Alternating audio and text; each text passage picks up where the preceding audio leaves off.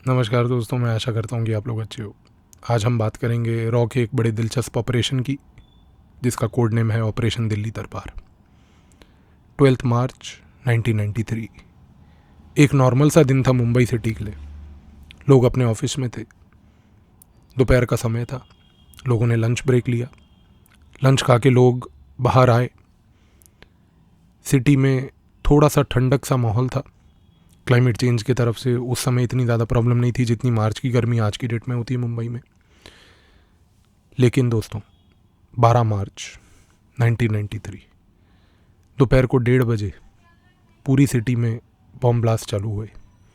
3:40 तक ये bomb blast non stop चलते गए। अलग अलग लोकेशन पे पूरी सिटी में ब्लास्ट हुए। कई लोगों की जान गई। लाखों रुपए की प्रॉपर्टी बर्बाद की गई। ये ब्लास्ट्स ने पूरी मुंबई सिटी को एक हॉल्ट पे ला के रख दिया। पूरी कंट्री को दहला दिया। पूरे वर्ल्ड को दहला दिया। उस समय जब पूरी कंट्री एक शॉक में थी, उस समय जब पूरी मुंबई सिटी एक शॉक में थी कि उनके साथ ये हुआ क्या, हमारे देश की सबसे सर्वश्रेष्ठ पुलिस फोर्स मुंबई पुलिस ने समय खराब नहीं किया। उन्होंने तुरंत इन ब्लास्ट्स के पीछे इन्वेस्टिगेशन चालू कर दिया। उन्होंने जानने की कोशिश करी कि भाई इन ब्लास्ट्स के पीछे मोटिव क्या था। पहले तो ब्लास्ट्स की लोकेशंस को देखा गया। उन लोकेशंस का एक क्विक एनालिसिस किया गया कमिश्नर ऑफ पुलिस के ऑफिस में। और लोकेशन के एनालिसिस पे जहाँ जहाँ पर ये ब्लास्ट हुए, एक कॉमन चीज़ पाई गई कि ये सारे ब्लास्ट हुए गवर्नमेंट बिल्डिंग्स के आसपास। ये सारे ब्लास्ट हुए उन लोकेलिटीज़ में जहाँ पर एक प्रकार से हिंदू पॉपुलेशन ज़्यादा थी। ब्लास्ट के पीछे का ये कम्यूनल कलर कि ये डेलिबरेटली उन इलाकों में किए गए जिससे कि ज़्यादा से ज़्यादा हिंदू पॉपुलेशन को मारा जाए, ये पिक्चर धीरे धीरे इमर्ज हुई। ब्लास्ट्स के पीछे ये जो ऑब्जेक्टिव कि गवर्नमेंट बिल्डिंग्स के पास रखा जाए और लंच टाइम पे रखा जाए, ताकि लंच टाइम पे जब गवर्नमेंट बिल्डिंग्स में से स्टाफ वापस जा रहा हो, उन स्टाफ की ज़्यादा से ज़्यादा मौतें हों, ये पिक्चर क्लियर हुई। पूरी सिटी शॉक में थी। पूरी कंट्री शॉक में थी। लेकिन मुंबई पुलिस ने अपनी हिम्मत नहीं हारी। मुंबई पुलिस के कमिश्नर ऑफ पुलिस के ऑफिस में एक प्लान तैयार किया गया कि इस ब्लास्ट की investigation immediately before further delay चालू की जाए। पुलिस कमिश्नर ने लीडरशिप दिखाते हुए अपने ऑफिस में सारे डिप्टी कमिश्नर ऑफ पुलिस डीसीपीज को बुलाया। सारे के सारे डीसीपीज को बोला कि आप कोम्बिंग ऑपरेशन चालू कीजिए। दोस्तों, combing operations are basically military operations. ये ऑपरेशंस नॉर्मली आर्मी करती है उन एरियाज़ में जो टेररिस्ट इन्फेस्टेड एरियाज़ होते हैं। पर मुंबई पुलिस के कमिश्नर ने अपने डीसीपीज़ को बोला कि आप कोम्बिंग ऑपरेशन कीजिए। कोम्बिंग ऑपरेशन में होता कुछ नहीं, बेसिकली पुलिस की टीम्स एक एक एरिया को पकड़ के सील करके सैनिटाइज करती हैं। किसी भी प्रकार की suspicious activity, suspicious person, suspicious movement, suspicious objects वगैरह को आइडेंटिफाई करती हैं।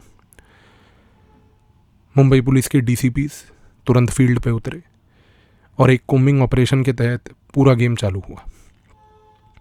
वर्ली इलाके में सीमेंस की फैक्ट्री के बाहर एक सस्पिशियस गाड़ी एक कोम्बिंग ऑपरेशन के दौरान पाई गई। ये थी मारुति वैन। इसका रजिस्ट्रेशन नंबर था MFC 1972। इस वैन के आसपास इलाके में कोई भी मालिक ने उसको क्लेम नहीं किया। मुंबई पुलिस की बॉम्ब डिस्पोजल स्क्वाड आई। बॉम्ब डिस्पोजल स्क्वाड के अधिकारियों ने ये सोचा कि कहीं इस गाड़ी में बॉम्ब तो नहीं फिट होना चाहिए। केयरफुली उन्होंने उस गाड़ी को खोला। थैंकफुली उस गाड़ी में कोई बॉम्ब फिट नहीं था, पर गाड़ी में काले रंग के शीशे थे।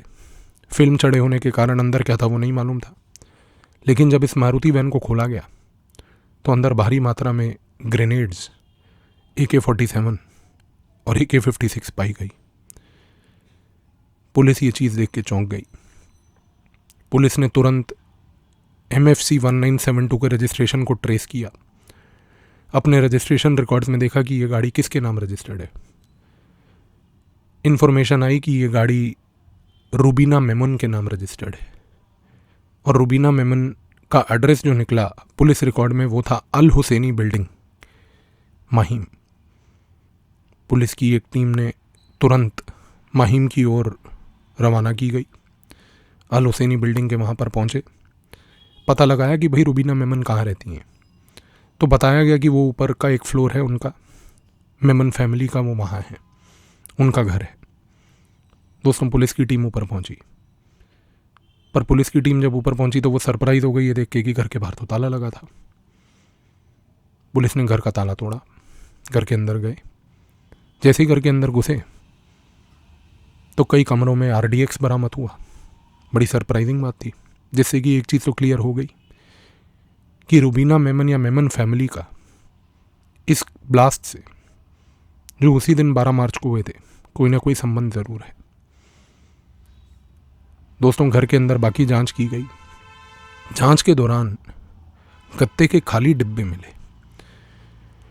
सरप्राइजिंग बात यह थी कि इन गत्ते के खाली डिब्बों पे जिस जगह से ये गत्ते के डिब्बे आए थे उस बंदे का एड्रेस लिखा हुआ था, लेकिन ये एड्रेस उर्दू में लिखा था। मुंबई पुलिस के उस समय जो अधिकारी थे, मराठी अधिकारी थे, उर्दू नहीं पढ़ पा रहे थे, तो एक मुसलमान अधिकारी को बुलाया गया। एक मुस्लिम अधिकारी आए मुंबई पुलिस के, उन्होंने बोला एकदम देख के कि अरे ये तो उर्दू लिखा है, ये मैं पढ़ के बताता हूँ। उन्होंने पढ़ के बताया और पढ़ के ये मालूम चला कि जिस बंदे ने वो गत्ते के डिब्बे में जो भी सामान भेजा था, जो वहाँ पड़ा हुआ मिला, वो एड्रेस था Noble private limited, Islamabad, Pakistan. Mumbai police ने जब ये देखा कि भाई Islamabad, Pakistan, Noble private limited से ये गत्ते के डिब्बे आए हैं, उन्होंने एक चीज़ तो समझ ली कि भैया एक ट्रांसनेशनल एक्टर लाइक पाकिस्तान इस गेम में इन्वॉल्व है। ये इन्फॉर्मेशन मुंबई पुलिस के कमिश्नर के साथ शेयर की गई। कमिश्नर के थ्रू ये इन्फॉर्मेशन इवेंचुअली उसी समय दिल्ली में research and analysis wing, that is raw, के साथ शेयर की गई। रॉ को बताया कि भाई ऐसा ऐसा ये गत्ते के डिब्बे बरामद हुए। मीनवाइल रॉ की एक टीम दिल्ली से रवाना होकर मुंबई पहुंची। रॉ ने उन पर्टिकुलर गत्ते के डिब्बों को और ध्यान से जांचा, नोबल प्राइवेट लिमिटेड के बारे में जानने की कोशिश करी। अब क्योंकि ये इस्लामाबाद से, पाकिस्तान से ओरिजिनेट हुए थे, तो रॉ ने अपने एसेट्स को पाकिस्तान में एक्टिवेट किया तुरंत, और उन एसेट्स को एक्टिवेट करके जानने की कोशिश करी कि भाई ये नोबल प्राइवेट लिमिटेड क्या है, इसके बारे में इंफॉर्मेशन लाई जाए। रॉ के एसेट्स बड़े पावरफुल थे पाकिस्तान में। लगभग 45 मिनट से लेकर 50 मिनट के समय में इंफॉर्मेशन आनी चालू हो गई। मालूम चला कि नोबल प्राइवेट लिमिटेड एक कंपनी है जो इस्लामाबाद कैंटोनमेंट के अंदर लोकेटेड है। मालूम चला कि ये कंपनी एक प्रकार से ब्लास्ट के इक्विपमेंट बनाती है, RDX बनाती है। एक चीज़ रॉ की टीम को क्लियर हो गई कि मेमन फैमिली का कोई ना कोई नाता पाकिस्तान से था, और सिर्फ पाकिस्तान से नहीं बल्कि उसकी इंटेलिजेंस एजेंसी ISI से था, क्योंकि कैंटोनमेंट एरिया के अंदर एक कंपनी RDX बना के भारत अगर भेज रही है तो ये किस रूट से भारत पहुंचा है, पहले तो वो जांचने वाली बात है, और दूसरी जांचने वाली बात है कि मेमन फैमिली ने ये किया क्यों। दोस्तों जैसे जैसे ये इन्वेस्टिगेशन आगे बढ़ी, मुंबई पुलिस ने केसेस रजिस्टर करने उसी दिन से शुरू कर दिए। मेमन फैमिली में आसपास पूछताछ करने के बाद मालूम चला कि 12 लोग रहते थे उस घर में रुबीना मेमन के साथ। इन 12 के 12 लोगों के ऊपर केस दर्ज हुआ, and Memon family became one of the first families which were under the charge sheet of the Mumbai police for 93 Bombay blasts. पर दोस्तों ये मेमन्स थे कौन, कहाँ से आए, और इन्होंने ये जो किया ये क्यों किया। थोड़ा सा अगर हम इतिहास देखें तो अब्दुल रज़ाक मेमन वो बंदा था जिसके नाम पर यह घर रजिस्टर्ड था अल हुसैनी बिल्डिंग में। अब्दुल रज़ाक मेमन एक प्रकार से जामनगर गुजरात का निवासी था। ये गुजरात में जामनगर से मुंबई आया। मुंबई में बायकुला के इलाके में मुस्तफ़ा बाज़ार में इस बंदे ने एक कंपनी स्टार्ट करी जिसका नाम था famous engineering and welding works. ये famous engineering and welding works जो है मशीन ऑयल बनाती थी, और अब्दुल रज़ाक मेमन इस कंपनी का मालिक होने के नाते मशीन ऑयल बना के इसको सप्लाई करता था टाटा ऑयल मिल्स को। पर दोस्तों ये मशीन ऑयल बनाना, टाटा ऑयल मिल्स को सप्लाई करना, और यहाँ पर RDX बरामद होना, चीज़ कुछ समझ नहीं आई। दोस्तों, अब्दुल रज़ाक मेमन की पत्नी का नाम था हनीफ़ा। हनीफ़ा और अब्दुल रज़ाक के 6 बच्चे थे।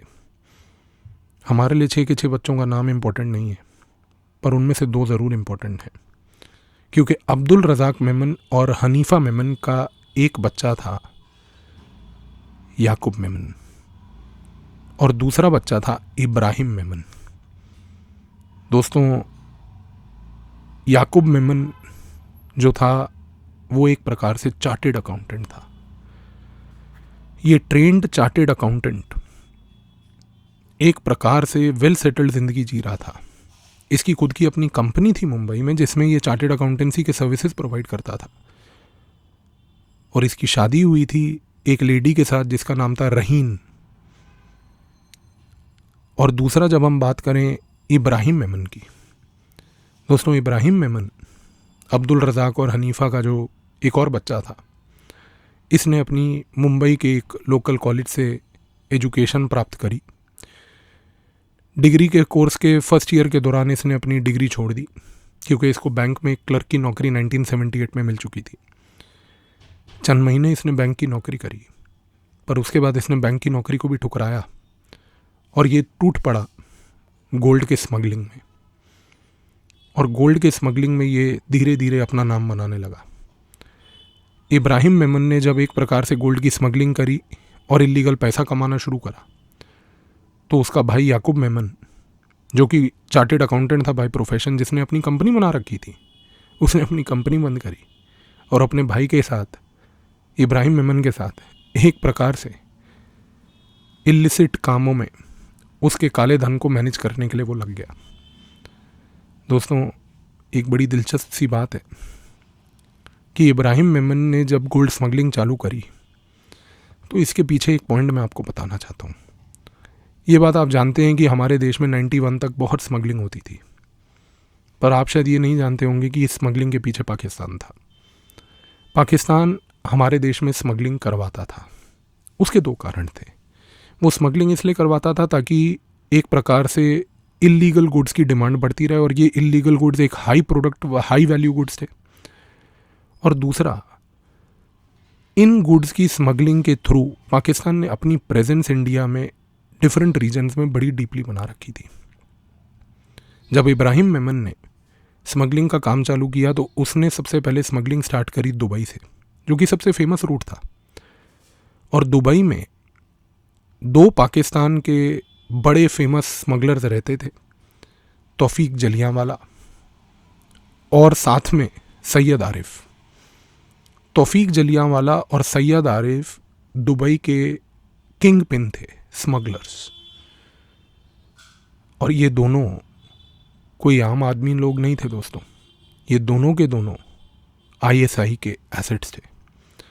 आईएसआई ने तौफीक जलियांवाला और सैयद आरिफ को दुबई में डेलिबरेटली रखा था कि ये लोग वहाँ से मुंबई जैसे जगहों में लोगों से नेक्सस बनाएं, और उस नेक्सस के तहत मुंबई जैसी जगहों में ये अपने नेटवर्क्स को डीपन करें।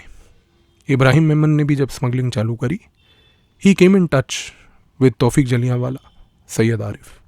ही came in touch with both of them, and through them he started the smuggling in India. दोस्तों, एक बार एक स्मगलिंग का consignment all the way Dubai से मुंबई आया, और मुंबई के कस्टम के एक अधिकारी ने इसके इब्राहिम मेमन के उस पर्टिकुलर कंसाइनमेंट को रोक लिया। अब जब इब्राहिम मेमन के कंसाइनमेंट को रोका, तो इब्राहिम बहुत गुस्से में आया और जाके उसने उस कस्टम के अधिकारी को बहुत मारा, और उसको इतना मारा कि वो इतना बुरी तरह से घायल हो गया कि इब्राहिम मेमन के आसपास जो उसके साथी थे वो भी देख के चौंक गए कि इब्राहिम को इतना गुस्सा आता है और वो इतनी बुरी हरकत कर सकता है गुस्से में। और जिस प्रकार से जब उसने उस कस्टम के अधिकारी को मारा, तो उस अधिकारी को मारने के बाद इब्राहिम के जो खुद के आसपास के उसके दोस्त और उसके यार थे, उन लोगों ने इब्राहिम को टाइगर भाई बुलाना शुरू करा। और उस दिन से, इस इंसिडेंट के बाद, इब्राहिम मेमन का नाम पड़ा टाइगर मेमन, और आज भी हम उसको टाइगर मेमन के ही नाम से जानते हैं। तो एक प्रकार से इब्राहिम मेमन या टाइगर मेमन, उसने अपने लिए स्मगलिंग वर्ल्ड में एक जगह बनाई, और इस जगह के बनाने के दौरान वो एक प्रकार से आईएसआई के एक डिस्गाइज्ड जो ये अधिकारी थे, तौफीक जलियांवाला और सैयद आरिफ, इनके कांटेक्ट में आया और वहाँ से इसने स्मगलिंग का एक रूट चालू किया। दोस्तों, अब सबसे बड़ा सवाल ये उठता है कि जो मुंबई ब्लास्ट हुए वो हुए क्यों, और उसमें आईएसआई का और मेमन्स का क्या रोल था। दोस्तों, 1992 में जब बाबरी मस्जिद का डेमोलिशन हुआ, मुस्लिम कम्युनिटी में उसके बाद एक बड़ा अनईजीनेस का एटमॉस्फेयर था। इनफैक्ट जब बाबरी मस्जिद के बाद कंट्री वाइड राइट्स हुए तो याकूब मेनन, जो एक चार्टेड अकाउंटेंसी फर्म चलाता था, उसकी फर्म के ऊपर भी अटैक किए गए, उसकी कंपनी के ऑफिस को भी तोड़ा गया। तो कहीं ना कहीं याकूब मेमन भी एक प्रकार से डर के माहौल में जी रहा था, बाकी मेमन फैमिली भी डर के माहौल में जी रही थी। और ये पूरा का पूरा जो माहौल मुसलमानों के कम्युनिटी में बना हुआ था उस समय, एक डर का, इस डर को आईएसआई लीवरेज करना चाहती थी। इस डर को आईएसआई लीवरेज करके भारत के टुकड़े टुकड़े करना चाहती थी, और इस डर को लीवरेज करके आईएसआई बाबरी मस्जिद डेमोलिशन का एक प्रकार से बदला लेना चाहती थी। आईएसआई का गेम प्लान बहुत क्लियर था। जिस पुराने रूट से हम लोग एक प्रकार से स्मगलिंग करते थे, उसी रूट से अब स्मगलिंग नहीं होगी, अब आर्म्स एंड एमुनिशन भेजे जाएंगे भारत, और उसी रूट से हम smuggling of arms and ammunition करके मुसलमान कम्युनिटी को दे के उनको रिवेंज लेने के लिए उकसाएंगे। आईएसआई का गेम प्लान दोस्तों बहुत क्लियर था कि जब भी हिंदूज़ कोई भी अपना एक हिंदू फेस्टिवल सेलिब्रेट करेंगे, उस फेस्टिवल के दौरान हम लोग मुसलमानों को उकसाएंगे कि वो जाके उन हिंदुओं को मारें, उनके वहाँ अटैक करें। इस दौरान हम लोग चंद मुसलमानों को भारत से उठा के पाकिस्तान में ले जाके ट्रेनिंग भी देंगे। अब सबसे पहले जब हिंदू फेस्टिवल सेलिब्रेट करेगा, मुस्लिम जाके उसको मारेगा, तो हिंदू मुसलमान के बीच में झगड़ा होगा। फिर हिंदू अपनी कम्युनिटी के लोगों को लेके आएगा, उन मुसलमान इलाकों में फायरिंग करवाएगा, मारेगा, उनको लड़ाई करेगा, राइट करेगा, तोड़फोड़ करेगा। उस दौरान जो मुसलमान आईएसआई पाकिस्तान ने जाके ट्रेन करके ला चुकी है, उनको वेपन्स दे के, स्मगल्ड वेपन्स दे के, उनके थ्रू वापस हिंदुओं पे फाइट करवाएगी। एक विशेष साइकिल बनाएगी कि पहले उनके फेस्टिवल पे अटैक करो, फिर वो तुम्हें अटैक करेंगे, फिर तुम उनको अटैक करो। आईएसआई ये चाहती थी, क्योंकि आईएसआई को ये था कि बाबरी मस्जिद के डेमोलिशन के बाद भारत के अगर टुकड़े टुकड़े करने हैं तो भारत में एक सिविल वॉर की स्थिति पैदा कर दो, हिंदुओं को मुसलमान से और मुसलमानों को हिंदुओं से लड़ा दो। इस पूरे प्रोसेस में आईएसआई ने इंडिया में उन लोगों को उठाना शुरू करा, डायरेक्टली नहीं, इनडायरेक्टली। किनके थ्रू? तौफीक जलियांवाला, सैयद आरिफ, नाम याद रखिएगा।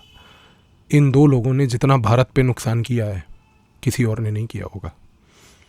क्योंकि ये जो दो आईएसआई के एसेट दुबई बैठे थे, जो पिछले 10-12 सालों से 15 सालों से स्मगलिंग संभाल रहे थे, आईएसआई ने इनको ऑब्जेक्टिव दिया कि अब आप अपने स्मगलर दोस्तों को बोलिए कि गोल्ड छोड़िए, सिल्वर छोड़िए, आर्म्स एंड एमुनिशन लेके जाइए और अपने बंदों को ट्रेन कीजिए और उनको बोलिए कि भारत में सिविल वॉर करे।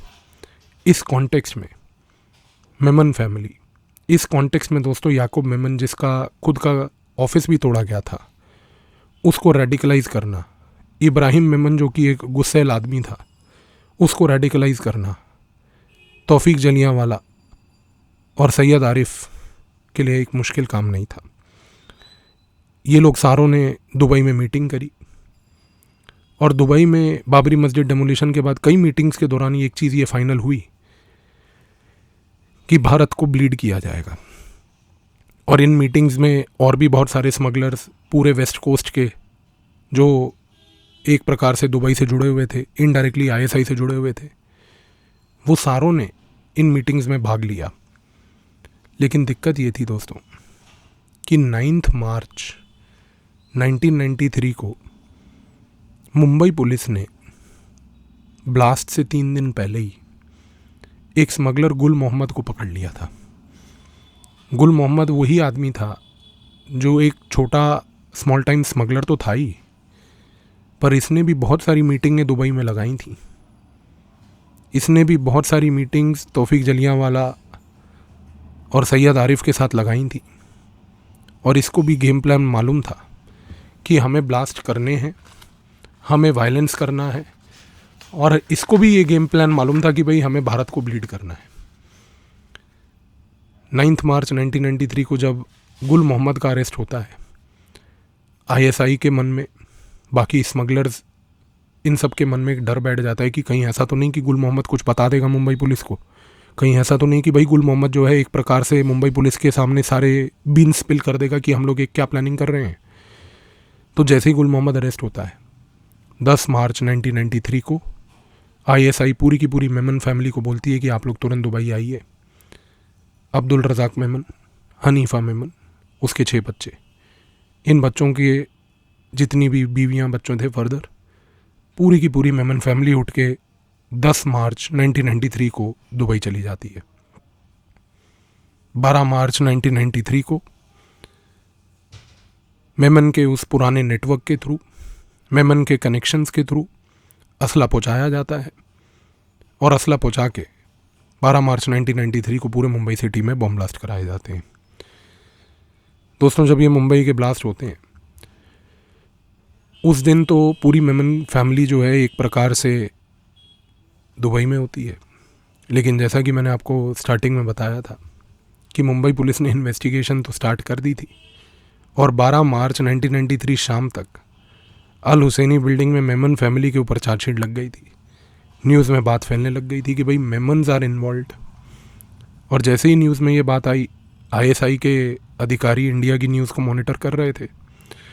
उन्होंने देखा कि भाई मेमन फैमिली, जिसको हम लोगों ने अभी प्रोटेक्ट करके दुबई में रखा हुआ है, इनके ऊपर गाज गिरी है, इनको चार्जशीट में नाम लाया गया है। बिना समय ख़राब करे ब्लास्ट के 3 से 4 दिन के बाद 17 मार्च 1993 को पाकिस्तान इंटरनेशनल एयरलाइंस का एक स्पेशल जहाज़ भेजा जाता है कराची से ऑल द वे दुबई। इस जहाज़ में पाकिस्तान आर्मी और आईएसआई के आला अधिकारी होते हैं। पूरी की पूरी मेमन फैमिली को उठा के वो एक प्रकार से कराची पाकिस्तान ले आते हैं। कराची पाकिस्तान में लाकर इन लोगों को 25 रूफी कॉटेज, गुलशन इकबाल कराची के एड्रेस पे ले जाया जाता है। इस एड्रेस पे ले जाके पूरी मेमन फैमिली को वहाँ पे रख दिया जाता है। मेमन फैमिली को प्रोटेक्ट करने के लिए आईएसआई अपने अधिकारियों को खुद डिप्यूट करती है वहाँ पे। और ये बड़ा कॉमन है वैसे दोस्तों कि जितने भी इस प्रकार के इंडियंस हैं, चाहे वो मेमन्स हों एक टाइम पे या दाऊद इब्राहिम हो, इन सबको प्रोटेक्शन आईएसआई खुद ही देती है पाकिस्तान में। उसको पाकिस्तान की पुलिस और पाकिस्तान की आर्मी पे भी ट्रस्ट नहीं है, तो वो इनको डायरेक्टली खुद ही प्रोटेक्ट करती है। तो मेमन फैमिली को 17 मार्च 1993 को पाकिस्तान ले जाया गया। 25 रूफी कॉटेज, गुलशन इकबाल का इलाका, उसको वहाँ पर पूरी मेमन फैमिली को एक बड़े से घर में रखा गया। अब इसके बाद मेमन फैमिली की आइडेंटिटी इरेज की गई।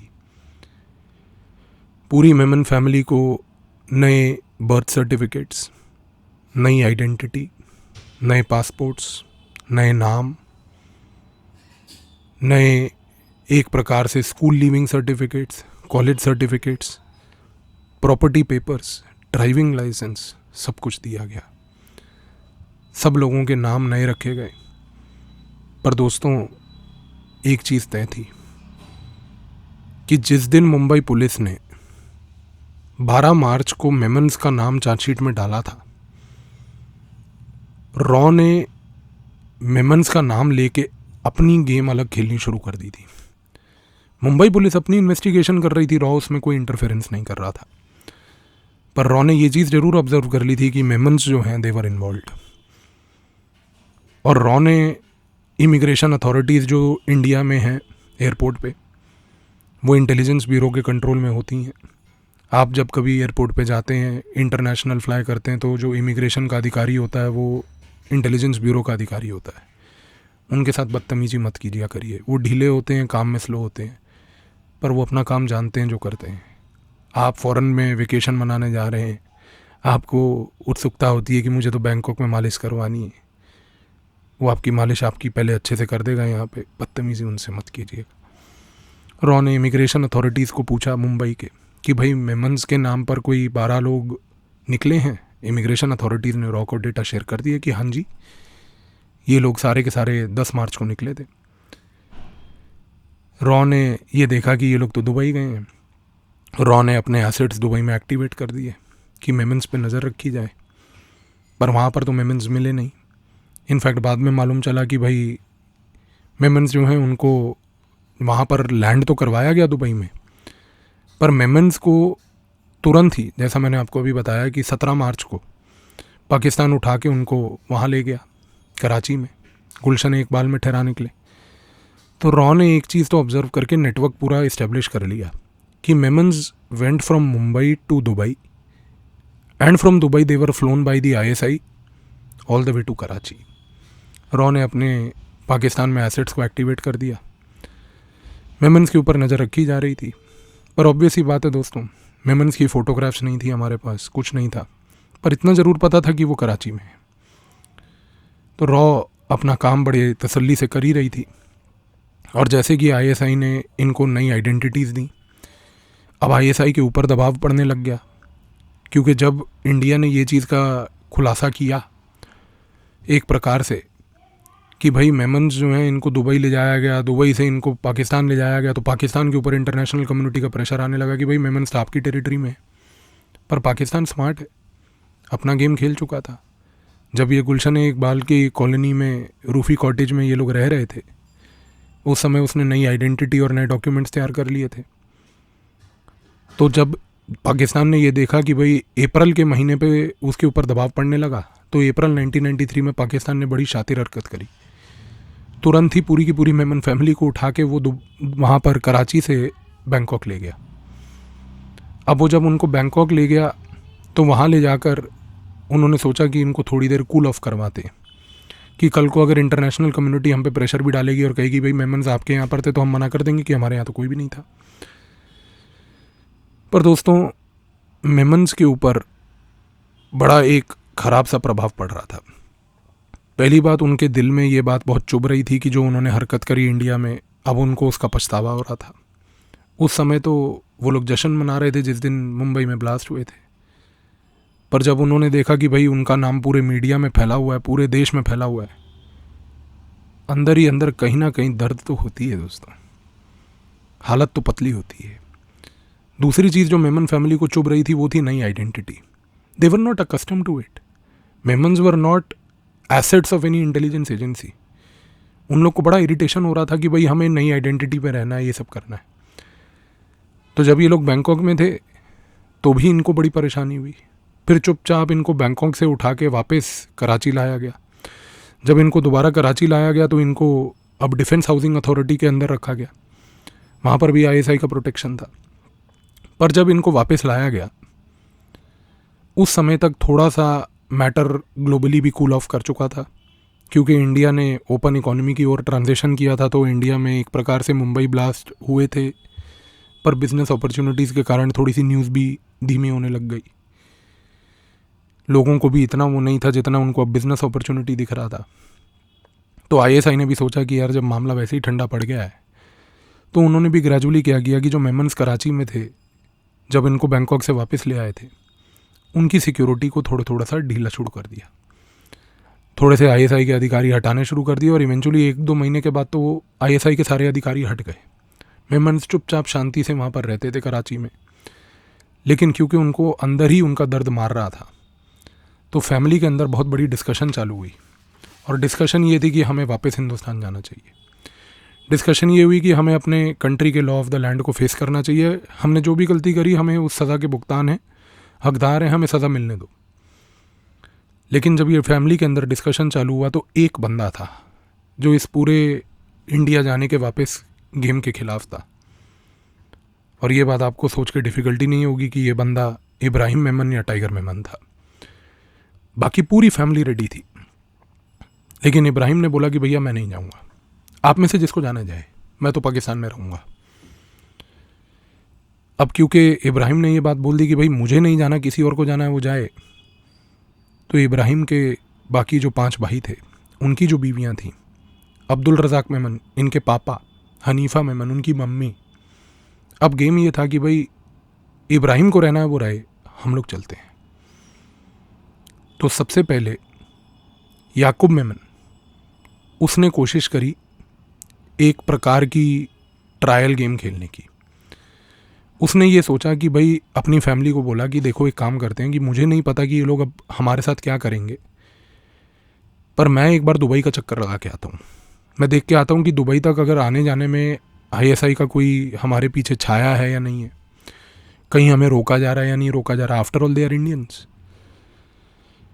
याकूब मेनन ने कोशिश करी, फ़्लाइट में बैठा कराची से, किसी ने नहीं रोका, इमिग्रेशन अथॉरिटीज़ में कराची एयरपोर्ट पे, दुबई पहुंच गया, वहाँ पर किसी ने नहीं रोका। दुबई में 2-4 दिन घूम के आया, वहाँ से फ़्लाइट लेके वापस कराची आया, आके फैमिली मेम्बर्स को बताया कि भैया कोई टेंशन नहीं है, निकल लो सारे, धीरे धीरे करके दुबई चलो, दुबई से वापस चलते हैं। पूरी की पूरी फैमिली धीरे धीरे करके चुपके से, अब ISI की प्रोटेक्शन और कवर तो था नहीं, धीरे धीरे करके निकली। और निकलने के बाद ये लोग पूरी की पूरी फैमिली पहुंच गई दुबई। दुबई पहुंच के याकूब मेमन ने अपने एक इंडिया में कज़न दिल्ली में आमिर, उसको फ़ोन लगाया। उसने आमिर को बोला कि आमिर भाई हम वापस आना चाहते हैं, हमारे साथ इब्राहिम नहीं है, हम वापस आना चाहते हैं, हम जो भी सज़ा के हकदार हैं हमें वो सज़ा मिलनी चाहिए, लेकिन हमें वापस आना है, आप हमारी मदद कीजिए। आमिर की हालत ख़राब हो गई, क्योंकि आमिर जो था उसको मालूम था कि भाई पूरी फैमिली का पूरे न्यूज़ में, पूरे मीडिया में नाम है, और उसको डर ये भी लग रहा था कि भैया कल को अगर मेरा फ़ोन ही इंटरसेप्ट हो गया तो कल को तो मैं भी फंस जाऊंगा, मेरी फैमिली फंस जाएगी। तो आमिर ने बोला कि देखो भाई ऐसा है, आपको जो भी कदम लेना, आप एक काम करो, आप दिल्ली आ जाओ, दिल्ली आके बात करते हैं।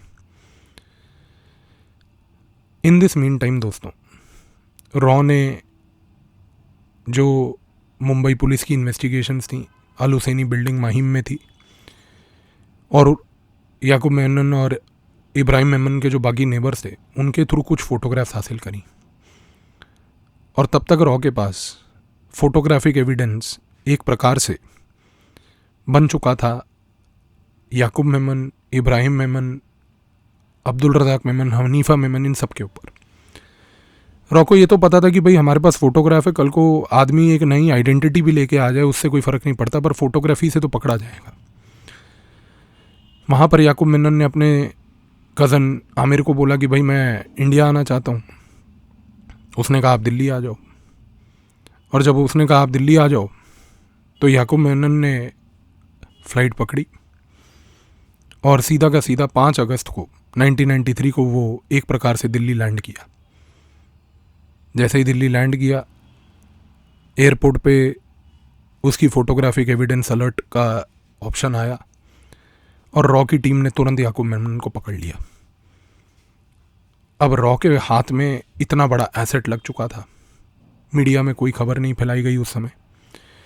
याकूब मेमन को ले जाया गया, रॉ ने इंटरोगेट किया, पूछा कि भाई आप मुंबई ब्लास्ट में इन्वॉल्व थे, उसने एक्सेप्ट किया। पूछा कि आप दिल्ली क्या करने आए थे, तो उसने खुद अपने मुंह से ये मुंह ज़बानी बोला कि मैं तो अपने कज़न आमिर को मिलने आया था और मैं तो खुद सरेंडर करना चाहता था। रॉ ने बोला आप आमिर को बुलाइए। आमिर को बुलाया गया। जिस दिन आमिर को बुलाया उसी दिन मीडिया में ये डिस्क्लोजर भी हो गया कि भाई Yakub Memon is in India's custody. Yakub Memon की बाकी फैमिली दुबई में थी। ISI को भी ये चीज़ मालूम चल गई कि भाई याकूब मेमन तो इंडिया पहुंच गया, दिल्ली पहुंच गया। अब मामला दिलचस्प हो रहा था। ISI को लगने लगा कि यार ये कैसे हो गया, ये लोग तो कराची में थे, इनको तो कराची हाउसिंग अथॉरिटी में हमने डिफेंस एस्टेब्लिशमेंट अथॉरिटी में रखा था, ये तो दुबई कैसे पहुंच गए, और दुबई में से एक आइटम निकल के ये दिल्ली कैसे पहुंचा। अब रॉ के कब्जे में था याकूब मेमन। जब याकूब मेमन ने बोला कि भाई देखिए मैं तो अपने कज़न को मिलने आया था, तो आमिर को बुलाया गया। रॉ ने आमिर को पूछा कि भाई ऐसी बात सत्य है, तो उसने बोला बिल्कुल सत्य है सर। तो रॉ ने एक ऑपरेशन रचा। रॉ ने आमिर को बोला कि देखो भाई याकूब मेमन तो अब हमारी कस्टडी में है, आप एक काम करो, आप जाओ दुबई, आप फैमिली को पकड़ो वहाँ से, आप फैमिली को पकड़ के कन्विंस करके उनको इंडिया लेके आओ। ये अब आपका काम है। याकूब हमारी कस्टडी में, फैमिली को लेके आओ। याकूब को तो नहीं भेजेंगे, आपको तो भेज सकते हैं। आप तो कुछ भी किसी भी पूरे गेम में इन्वॉल्व कहीं पर भी नहीं थे डायरेक्टली।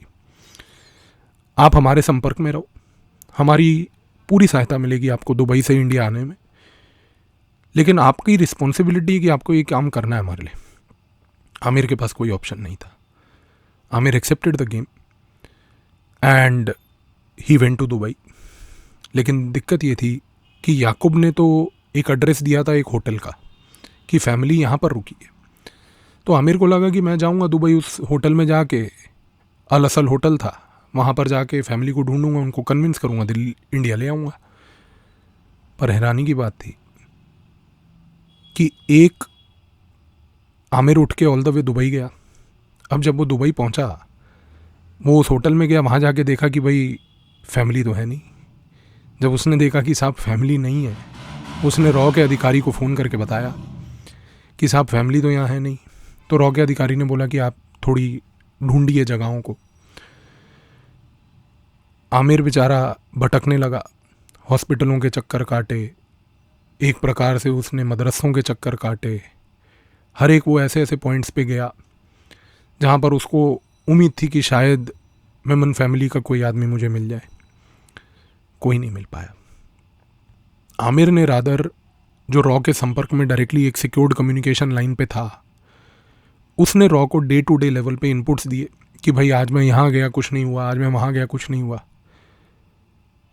लेकिन दोस्तों, मैंने आपको एक बात बताई थी, आईएसआई ये बात जान चुकी थी कि Yakub Memon is in India's custody.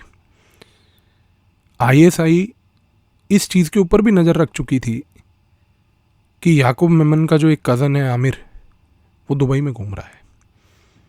ISI को गेम समझ में आने लगा कि आमिर पे नज़र रखी जाए। आईएसआई ने आमिर के ऊपर, क्योंकि उन्होंने भी ये इमिग्रेशन अथॉरिटीज़ से डेटा निकलवा लिया था कि भाई आमिर नाम का एक बंदा इंडिया से आया है, आमिर मेमन करके।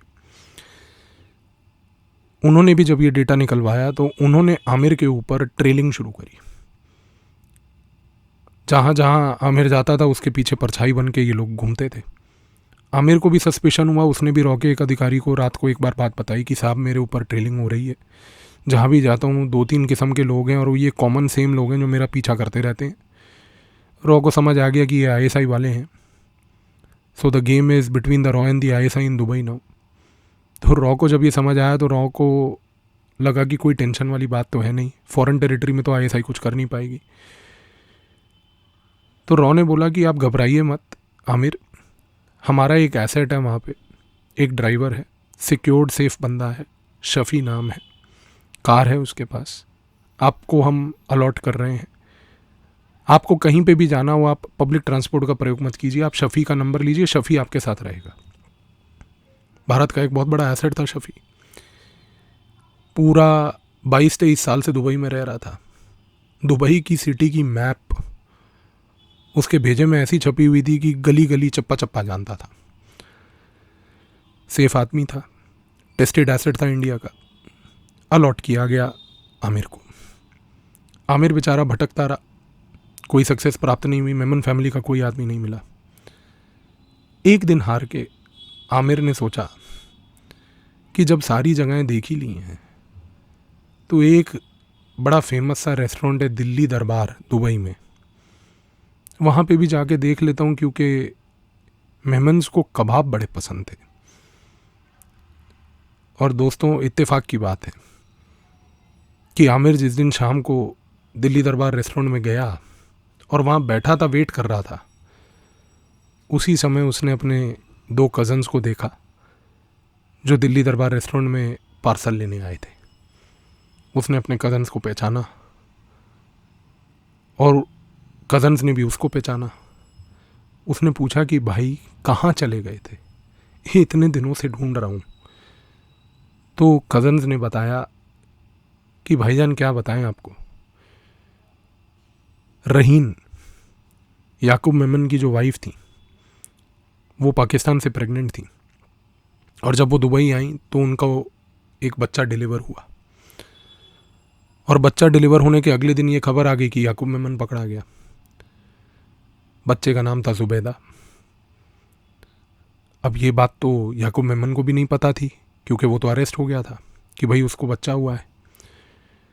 खैर, आमिर ने कबाब पैक कराए, फैमिली के साथ जाके यूनाइट हुआ, पूरी रात फैमिली में डिस्कशन हुआ। आमिर ने कन्विंस करने की कोशिश करी पूरी फैमिली को कि घबराने की बिल्कुल ज़रूरत नहीं है, आप चलिए सब लोग इंडिया, और अगर आपको law of the land face करना है तो वहाँ पर आला अधिकारी हैं जो हमारे संपर्क में हैं, जो हमारी मदद करेंगे। आमिर ने खुशखबरी दी, फैमिली लोकेट हो गई है। अब फैमिली तो लोकेट हो गई, पूरी रात मीटिंग चली, कन्विंस भी हो गई कि हम इंडिया जाएंगे। लेकिन सुबह याकूब मेमन की जो बीवी थी रहीन, उन्होंने बोला कि आमिर भाईजान एक समस्या है। समस्या ये है कि उन्होंने बोला कि मैंने अपना पासपोर्ट तो पाकिस्तान की एम्बेसी को दिया हुआ है, क्योंकि जब से ये बच्चा हुआ था जुबैदा, उसका पासपोर्ट में नाम डलवाने के लिए मेरा पासपोर्ट तो उनके पास है, पर बाकी सारे सदस्यों का पासपोर्ट तो उनके पास थे एक्सेप्ट फॉर रहीन। अब रहीन का पासपोर्ट था नहीं, लेकिन बाकियों के पासपोर्ट उनके पास थे। आमिर ने सुबह उठ के रॉ के अधिकारी को संपर्क करके ये बात बताई कि साहब ऐसा मसला है कि रहीन के पास उसका पासपोर्ट नहीं है, लेकिन बाकियों के पास पासपोर्ट है, तो अब हम क्या करें। रॉ के लिए बड़ा हेडेक हो गया। रॉ ने तुरंत कैबिनेट सेक्रेटरी और एक प्रकार से एक सीनियर अधिकारी, जिनका हम नाम नहीं लेंगे, और एक रॉ के चीफ के साथ मीटिंग करी। उस मीटिंग में कैबिनेट सेक्रेटरी जो उस समय के थे सुरिंदर सिंह, वो भी प्रेजेंट थे, फॉरेन सेक्रेटरी भी आए, रॉ के चीफ भी आए। मीटिंग में ये बात का डिस्क्लोजर हुआ कि भाई मेमन फैमिली तो लोकेट कर ली गई है, पर मेमन फैमिली में समस्या ये है कि पासपोर्ट है उनके पास, पर वो पासपोर्ट भी जो है वो पाकिस्तानी पासपोर्ट्स हैं, नए आइडेंटिटी वाले। लेकिन उनमें से भी एक पासपोर्ट जो पाकिस्तानी पासपोर्ट है रहीन का, वो नहीं है, क्योंकि रहीन ने अपना पासपोर्ट जो है वो पाकिस्तान के एम्बेसी को दिया हुआ है, क्योंकि जुबैदा जो बच्ची है उसका नाम उसमें इम्बोस करवाना है। तो क्या किया जाए। रॉ के चीफ ने एक सजेशन दिया उस समय कि भाई हमें मिनिस्ट्री ऑफ एक्सटर्नल अफेयर्स की बहुत सपोर्ट की रिक्वायरमेंट होगी। मिनिस्ट्री ऑफ एक्सटर्नल अफेयर्स ने बोला कि भाई आप बताइए हमारे यहाँ क्या सपोर्ट चाहिए। तो फॉरेन सेक्रेटरी ने जब सपोर्ट की पॉजिटिविटी दिखाई, तो फॉरेन सेक्रेटरी को ये बात बोली गई कि साहब ये पाकिस्तानी पासपोर्ट्स लेके आमिर इंडिया की एम्बेसी में जाएगा, और उस एम्बेसी में जब वो जाएगा तो उसको वीज़ा दे देना चाहिए। नॉर्मली दोस्तों अगर पाकिस्तानी पासपोर्ट है तो उसको इंडियन वीज़ा मिलना बहुत ही टफ होता है। भारत के उस समय के फॉरेन सेक्रेटरी ने तुरंत रॉ के उस अधिकारी को बोला कि भाई आप एक काम कीजिए, हमारा एक अधिकारी है वहाँ पे, प्रभु दयाल नाम है उसका, इंडियन फॉरेन सर्विस का ऑफिसर है, और प्रभु दयाल कॉन्सुलेट जनरल है, he will be there to help you. Foreign secretary ने प्रभु दयाल को फ़ोन करके बोला कि रॉ को किसी एक ऑपरेशन में, विदाउट डिस्क्लोजिंग, किसी एक ऑपरेशन में आपकी मदद की रिक्वायरमेंट है, give them every support possible. Prabhu Dayal said कि sir fine, it's my duty, it's my honour and it's my privilege. रॉ के अधिकारी ने प्रभु दयाल को फ़ोन करा और उसको बोला कि भाई एक शफ़ी हमारा ड्राइवर है, वो एक प्रकार से आमिर नाम के एक व्यक्ति को लेके आएगा, इनके सबके पास पाकिस्तानी पासपोर्ट होंगे, इन सारों के पाकिस्तानी पासपोर्ट्स पे फटाफट आप बस वीज़ा लगवा दीजिए, ताकि हम इनको एयर इंडिया की एक फ़्लाइट में बिठा के इनकी टिकट्स करवा के इनको इंडिया ला पाएँ। बस इतना सा डिस्क्लोजर किया गया प्रभु दयाल को। अगले दिन सुबह आमिर को ये बात इन्फॉर्म की गई after high level meeting. Aamir शाफ़ी के साथ गाड़ी में बैठा और गाड़ी में बैठ के ये दोनों गए इंडिया की एम्बेसी में दुबई में। आईएसआई ट्रेल कर रही थी। आईएसआई को ये मालूम चल गया कि भाई एम्बेसी के चक्कर कट रहे हैं। आमिर गया एम्बेसी में, प्रभु दयाल को मिला, प्रभु दयाल को उसने जाके सारे पासपोर्ट हैंड ओवर किए। पासपोर्ट हैंड ओवर करके जब आमिर बाहर आया और गाड़ी में बैठा शफ़ी के, शफ़ी अब उसको लेके वापस होटल की ओर जा रहा था कि शफ़ी की गाड़ी के पीछे आईएसआई वालों की एक कार आई, उस एक कार के बगल में दूसरी कार, और दूसरी कार के साथ में आई तीसरी कार। शफ़ी ने गाड़ी के शीशे में पीछे देख लिया कि 3 गाड़ियां हमें ट्रेल कर रही हैं। शफ़ी भी ट्रेंड आदमी था, अपना एसेट था, आईएसआई के सामने तो कुछ नहीं। आईएसआई तो कुछ है नहीं, ठीक है ना, ट्रेंड आदमी था, कूल प्ले किया उसने। और ये चीज़ देखकर एक प्रकार से आमिर बड़ा निराश हो रहा था, उसको बड़ा टेंशन आ रही थी कि यार 3-3 गाड़ियां हैं, ट्रेल कर रही हैं भैया, तुम यहाँ पर एकदम मौज मस्ती में बैठे हो, एकदम बढ़िया गाना वाना चला रखा है। शफ़ी ने बोला आप टेंशन मत लीजिए, बैठे रहिए। शफ़ी गाड़ी घुमाता रहा, तीनों गाड़ियाँ पीछा करती रहीं। शफ़ी ने गाड़ी को एक मॉल के आगे ले जाके रोका और शफ़ी ने तुरंत आमिर को बोला कि आमिर भाई इस मॉल के अंदर सीधा जाएंगे तो सीधा जाके एक छोटा सा लाल रंग का दरवाज़ा है, उस दरवाजे के पीछे से आप बाहर निकलिए, मैं गाड़ी घुमा के वहीं आपको मिलता हूँ। जब शफ़ी ने गाड़ी रोकी, आईएसआई की तीनों गाड़ियाँ रुक गई। अब वो तीनों गाड़ियों में जो आईएसआई के लोग थे उन्होंने देखा कि आमिर उतर रहा है, आमिर उतर के मॉल में गया। अब आईएसआई वाले आ गए भाई साहब डिलेमा में कि अब हम आमिर का पीछा करें मॉल में जाके या गाड़ी का पीछा करें। आईएसआई वालों ने कहा कि यार आमिर को पकड़ते हैं, देखो है तो बेवकूफ़ी है आईएसआई वाले। उन्होंने कहा हम आमिर को पकड़ते हैं। उन्होंने गाड़ियाँ पार्क करी, मॉल में घुस गए। शफ़ी ने इंस्ट्रक्ट किया हुआ था आमिर को सीधा जाके लाल दरवाजे से बाहर आना है। आमिर ने जैसे ही वो काम करना शुरू किया, शफ़ी ने गाड़ी घुमाई, तुरंत वो वहाँ से पीछे पहुँचा। उसने तुरंत आमिर को बिठाया और जितनी देर में आईएसआई वाले मॉल के अंदर पहुँचे, आमिर और शफ़ी गाड़ी में बैठ के एकदम वापस अपने होटल की ओर चले गए। अगले दिन सुबह आमिर को सिक्योर्ड कम्युनिकेशन के थ्रू इन्फॉर्म किया गया कि भैया जाके प्रभुदयाल को मिल लीजिए, हमारे कॉन्सुलेट जनरल से वीज़ा लग गया है। इतनी ही देर में रॉ ने एक सिक्योर्ड कम्युनिकेशन से आमिर को फ़ोन करके बोला कि आपकी एयर इंडिया से टिकट हो गई है दुबई से, पासपोर्ट कलेक्ट करके फैमिली को निकालिए और कल सुबह की फ़्लाइट लेके आप लोग दिल्ली आ जाइए। ऑपरेशन बिल्कुल एकदम सब कुछ बढ़िया चल रहा था, पर जीवन में हर चीज़ सही थोड़ी होती है। वही चीज़ हुई, आमिर को पीएनआर नंबर दे दिया गया टिकट का रॉ की तरफ से। आमिर को बोल दिया गया कि आप ये पीएनआर नंबर को फ़ोन, मतलब आप अपने एयर इंडिया वाले के काउंटर को फ़ोन करके बोल दीजिए कि हम लोग इस होटल में हैं, ये पीएनआर है और इस पीएनआर की जो टिकट्स हैं आप हमें दे दीजिए। आमिर किस होटल में रुका था वो होटल की जानकारी तो आईएसआई के पास थी। आईएसआई ने पूरे के पूरे होटल के कम्युनिकेशंस को हाईजैक कर रखा था। उन्होंने कम्युनिकेशन पे पीएनआर सुन लिया। सिक्योर्ड लाइन थी, ब्रीच करने में प्रॉब्लम नहीं हुई, एक इंटेलिजेंस दूसरे की करती है। पीएनआर तो मिल गया, पर ये चीज़ ना आमिर को पता थी ना रॉ को पता थी कि भाई पीएनआर तो आईएसआई के पास चला गया। आमिर ने जाके पूरी फैमिली को बोला कि देखिए साहब पासपोर्ट वगैरह हो गया, सब कुछ बढ़िया चल गया, अब हम जाने वाले हैं इंडिया। अगले दिन सुबह उठा, पासपोर्ट लेके आया।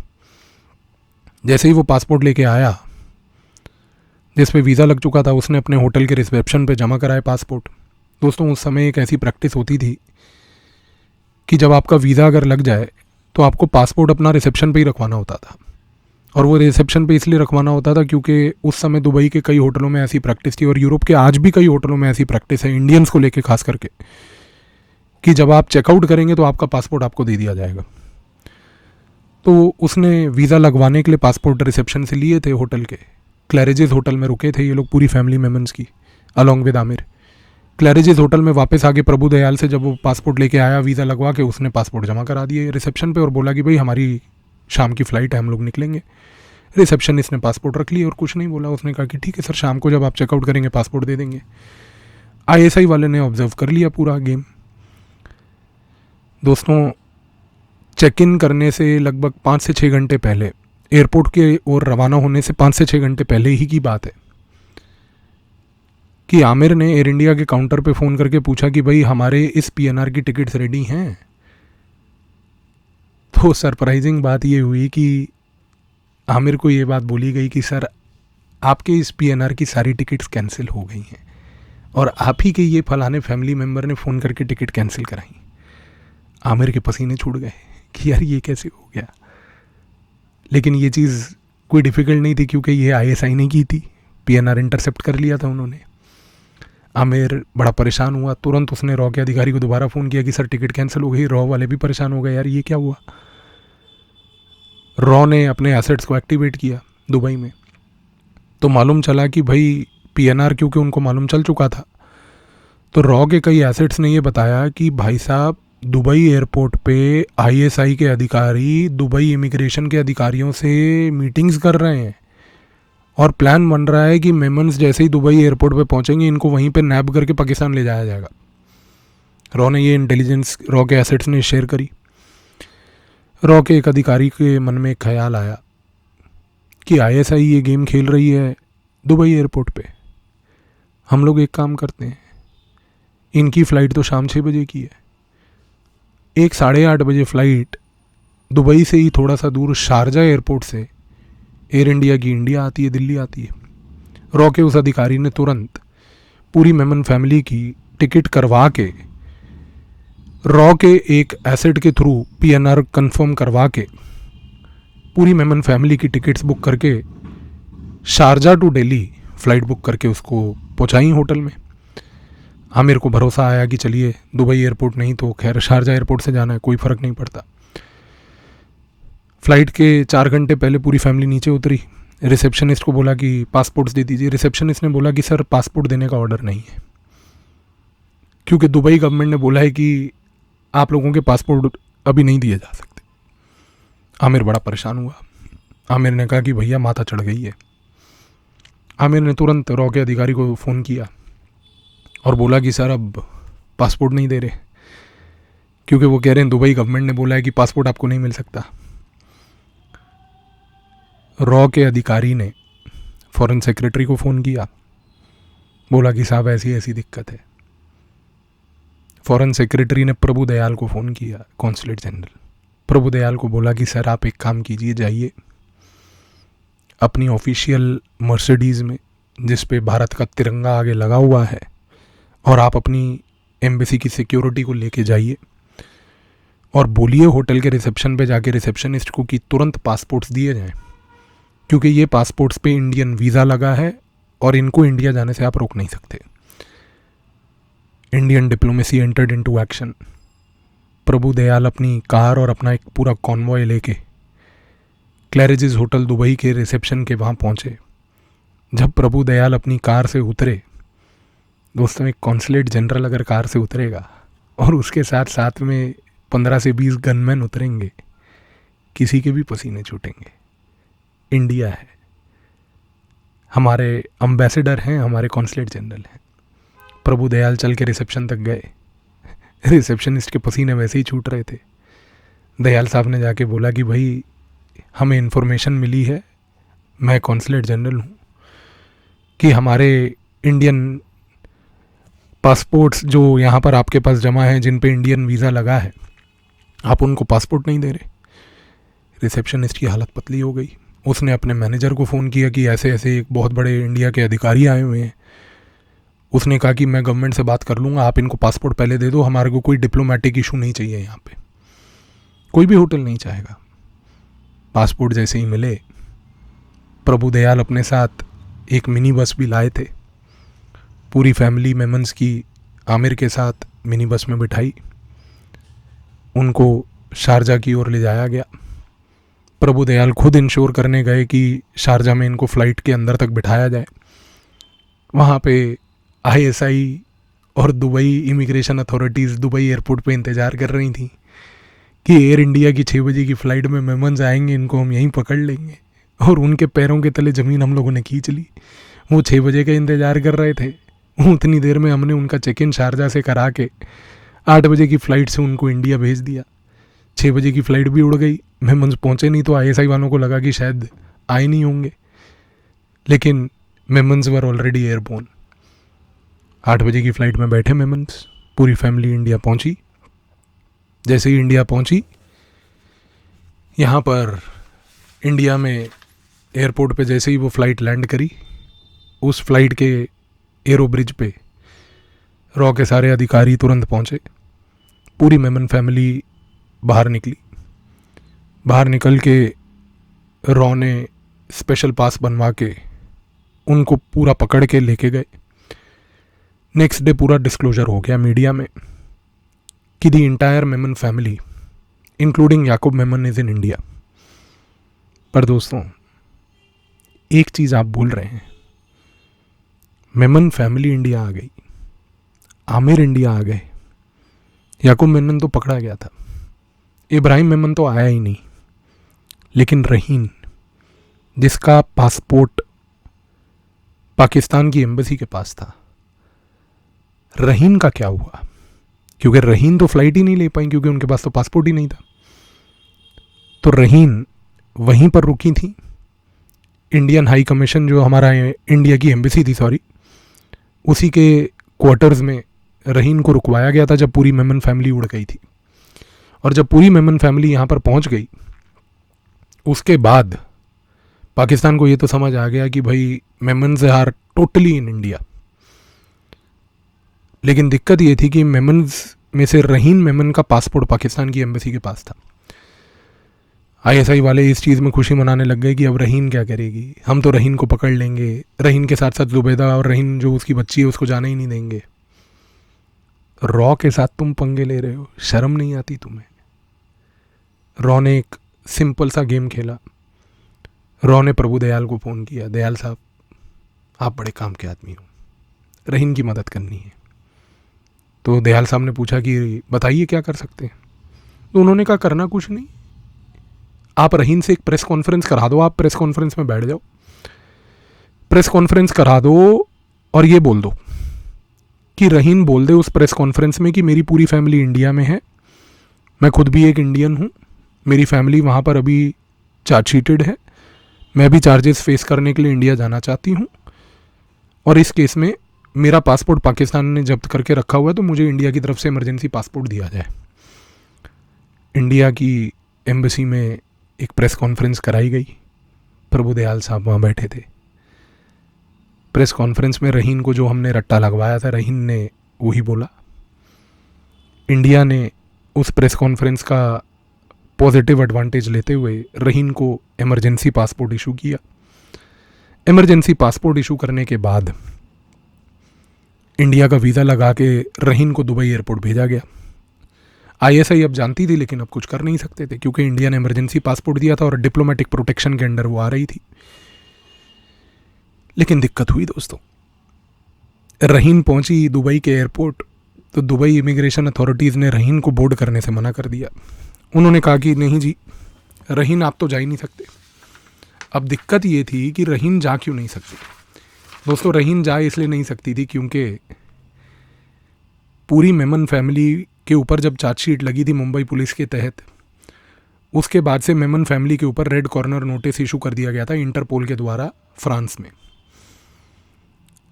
और जैसे ही रहीन की डिटेल्स डाली गई और रहीन की फ़ोटोग्राफ खींची गई तो रहीन का नाम तो इंटरपोल की रेड कॉर्नर नोटिस में आ गया। तो दुबई इमिग्रेशन अथॉरिटीज़ ने बोला कि साहब ये तो हो नहीं सकता। रॉ ने फिर फ़ोन लगाया प्रभु दयाल को, दयाल साहब ये मसला है, क्या किया जाए? तो दयाल जी ने बोला कि टेंशन मत लो, मैं जाता हूँ वहाँ पे इनके पास इमिग्रेशन अथॉरिटीज़ में। दयाल साहब गए, दयाल साहब ने जाके बोला कि भाई इनको जाने दिया जाए। दुबई अथॉरिटीज़ ने बोला कि sir she can not go because she is under a red corner notice, we will have to rather detain her right now. तो दयाल साहब ने बोला कि wait, I am the consulate general, I am involve, you can not detain her, we'll talk about it. Prabhu Dayal ने India में raw को contact किया और raw को बोला कि आपको सीबीआई की मदद लेनी पड़ेगी क्योंकि इंडिया में CBI licence with the Interpol. रॉ ने सीबीआई के एक अधिकारी को फ़ोन लगाया, सीबीआई के अधिकारी को बोला कि भैया कंप्यूटर पे रेड कॉर्नर नोटिस इशूड है रहीन के नाम का, रेड कॉर्नर नोटिस को विड्रॉ किया जाए, लिस्ट को इमीडिएटली अपडेट किया जाए कि इनके ऊपर कोई रेड कॉर्नर नोटिस नहीं है ताकि ये तुरंत फ्लाइट में बैठे। सीबीआई ने फ़ोन लगाया अपने आईपीएस अधिकारी जो उस टाइम पे इंडिया की तरफ से इंटरपोल में पोस्टेड थे, रवि शर्मा को बोला कि भैया इनका रेड कॉर्नर नोटिस विड्रॉ किया जाए। गवर्नमेंट ऑफ इंडिया की तरफ से एक ऑफिशियल फैक्स गया रवि शर्मा के ऑफिस। रवि शर्मा ने साइन करके इंटरपोल के डायरेक्टर को दिया, डायरेक्टर ने साइन करके तुरंत वापस रवि शर्मा को दिया। इंटरपोल का रेड कॉर्नर नोटिस रहीन के नाम से विड्रॉ किया गया। ये सारा काम फटाफट हो रहा था। रहीन वहीं एयरपोर्ट पे प्रभु दयाल के साथ खड़ी थी। रॉ के अधिकारी ने फ़ोन करा कि रेड कॉर्नर नोटिस हट गया है, आप दुबई इमिग्रेशन अथॉरिटीज़ को बोलिए अपना सिस्टम रिफ़्रेश करें, टेंशन नहीं होगी। प्रभुदयाल ने बोला रॉ वहाँ पर खड़े होके इमिग्रेशन अथॉरिटीज़ को कि भाई सिस्टम रिफ़्रेश कर लो। उन्होंने सिस्टम रिफ़्रेश करा, रहीन की डिटेल डाली, रेड कॉर्नर नोटिस गायब। दुबई अथॉरिटीज़ चौंक गई कि भाई साहब ये कैसे हो गया कि किसी एक इंसान के खिलाफ रेड कॉर्नर नोटिस था जो सिस्टम रिफ़्रेश करते ही गायब हो गया। ये इंडिया है, हम चाहें तो हम हर चीज़ कर सकते हैं और हमने की भी है। रहीन का रेड कॉर्नर नोटिस विड्रॉ हुआ। दुबई अथॉरिटीज़ अपने शौक में थी कि ये कैसे हो गया। रहीन फ्लाइट में बैठी इंडिया आ गई। केस की इन्वेस्टिगेशन होती रही दोस्तों। केस का फाइनल इन्वेस्टिगेशन के बाद 20 जुलाई 2015 को याकूब मेनन को फांसी दी गई फॉर मुंबई ब्लास्ट।